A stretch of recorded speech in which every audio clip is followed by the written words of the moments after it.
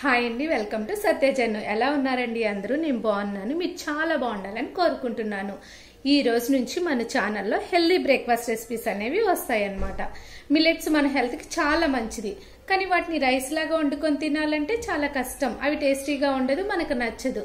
So ఆ మిల్లెట్స్ని మనం బ్రేక్ఫాస్ట్లో యూస్ చేసుకుంటే టేస్టీగా తినొచ్చు, మన హెల్త్ కూడా బాగుంటుంది. సో లేట్ చేయకుండా వీడియోలోకి వెళ్ళిపోదాం. Healthy breakfast recipe episode 1, Samala dosa. ఈ సామలు ఇంగ్లీష్లో లిటిల్ మిల్లెట్ అని అంటారు.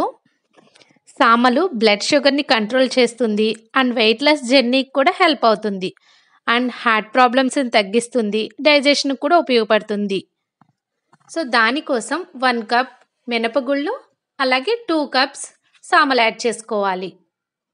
ఇందులో మనం ఏ స్టీమ్డ్ రైస్ కానీ అటుకులు కానీ యాడ్ చేయాల్సిన అవసరం లేదండి.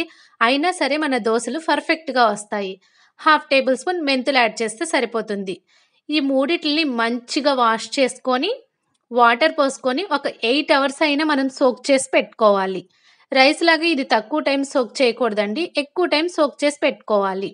ఎందుకనంటే మనకి ఈజీగా డైజెషన్ అవుతుంది, గ్యాస్ ప్రాబ్లమ్స్ రాకుండా ఉంటాయి. సో మార్నింగే నానపెట్టేసుకుంటే మనం నైట్ కల్లా మనం దీన్ని గ్రైండ్ చేసేసుకోవచ్చు.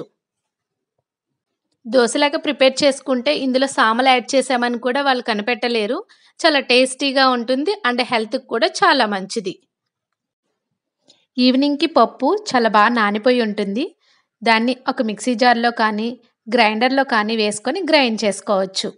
కొంచెం వాటర్ యాడ్ చేసుకొని మంచిగా గ్రైండ్ చేసేసుకొని ఒక లోతుగా ఉన్న బౌల్లో ఇది తీసుకోవాలి. ఎందుకంటే ఫెర్మెంటేషన్ అయిన తర్వాత అది పొంగుతుంది కదా, మనం చిన్న బౌల్లో తీస్తే పిండి అంతా కింద పడిపోతుంది. అందుకని లోతుగా ఉన్న బౌల్ తీసుకొని మనం పిండి ఫెర్మెంటేషన్ చేసుకోవాలి నైట్ అంతా. చూడండి, ఇక్కడ బబుల్స్ కనిపిస్తున్నాయి కదా, ఇలా ఉంటే మంచిగా ఫెర్మెంట్ అయినట్టు. కొంచెం సాల్ట్ యాడ్ చేసుకొని మనకి దోశ బ్యాటర్కి ఎలా అయితే కావాలో అంత వాటర్ యాడ్ చేసుకోవాలి.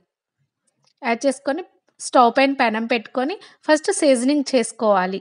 కొంచెం ఆయిల్ వేసి దాన్ని ఆనియన్ ముక్కతో కానీ ఇలా టిష్యూ పేపర్తో కానీ మంచిగా స్ప్రెడ్ చేసుకున్న తర్వాత అప్పుడు దోశ అనేది వేసుకుంటే మనం ఎక్కువ ఆయిల్ వేయాల్సిన అవసరం ఉండదు. ఇప్పుడు దోశ వేసిన తర్వాత కూడా చాలామంది ఎక్కువ ఆయిల్ వేస్తారు. అంత ఏమి వేయాల్సిన అవసరం లేదు. 4-5 డ్రాప్స్ వేస్తే సరిపోతుంది. ఈ దోశలు పెనానికి అంత స్టిక్కీగా ఉండవండి. ఫ్రై అయిన తర్వాత కొంచెం అవే లెగుస్తుంది, అప్పుడు మనము ఫ్లిప్ చేసుకుంటే సరిపోతుంది. సో దీనికోసం మనం ఎక్కువ ఆయిల్ వేయాల్సిన అవసరం కూడా ఉండదు. ఈ దోశలకి జస్ట్ ఫ్లిప్ చేసుకొని ఒక 1 మినిట్ ఉంచుకొని మనం తీసేసుకుంటే హెల్దీ అయిన సామల దోశ రెడీ అయిపోతుంది. ఈ దోశలతో టమాటా చట్నీ కానీ పల్లీ చట్నీ ఆర్ కొబ్బరి చట్నీ, ఎనీ చట్నీ అయినా చాలా టేస్టీగా ఉంటుంది. బ్రేక్ఫాస్ట్ ఎప్పుడైనా మన హెల్దీ ఆప్షన్ని చూస్ చేసుకోవాలండి.